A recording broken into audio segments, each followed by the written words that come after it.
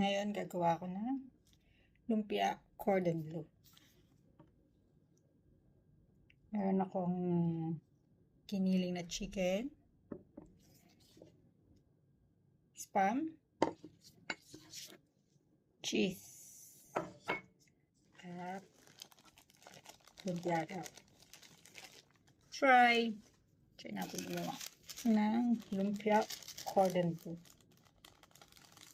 Anong magic.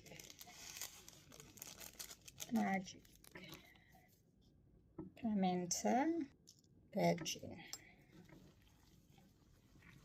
Panood ko lang siya sa TikTok. Kagayahin ko. Napanood ko sa TikTok, hinalo-halo niya lahat. Yung sa akin, hindi. Sinama niya lahat yung ham at saka yung cheese. Yung sa akin, ilalagay ko lang siya sa gitna. Kaya in-slice ko siya ng ganito. Ganyan. Papalamang ko siya sa gitna. Kunti lang to. Half kg lang yata to. Tapos lalagyan ko siya ng flour. Ito na siya. Ulit na tayo. Ginawa niya ang lalaki.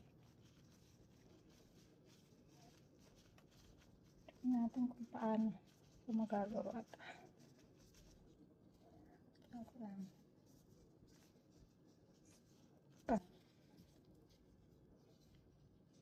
Dalawa. Tapos cheese.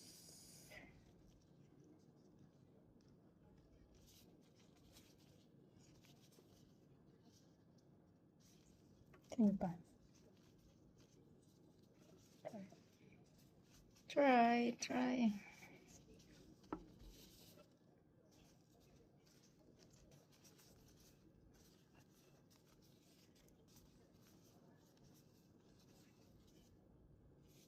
Laki niya. Try ko medyo maliit-liit. Gaya-gaya tayo. Gaya natin yun. Pero syempre, version niya yun. Ito, version ko. Version ko is, hindi ko siya ilahok yung spam. Tinukod ko. Para kinagat mo. Nandun pa rin siya. Gitna.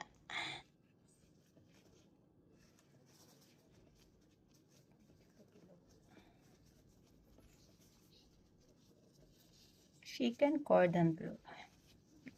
Parang na-excite ako. Kaya ang kalalabasan. Malaki talaga pala siya. Kapag ipa-fried to, deep fried. Dalawa. Tapos na. Kailan ako? 1, 2, 3, 4, 5, 6, 7, 8. 8 pieces ang nagawa ko. May prituhin natin. Tapos, gawa ko ng sauce.